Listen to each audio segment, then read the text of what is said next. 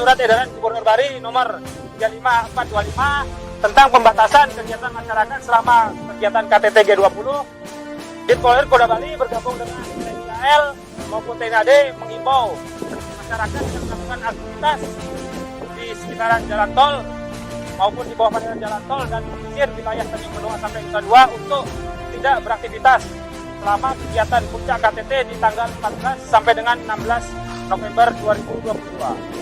Yang mana dalam kegiatan tersebut masyarakat pelaku pariwisata serta masyarakat nelayan mendukung penuh pelaksanaan KTT G20 yang dilaksanakan di Bali.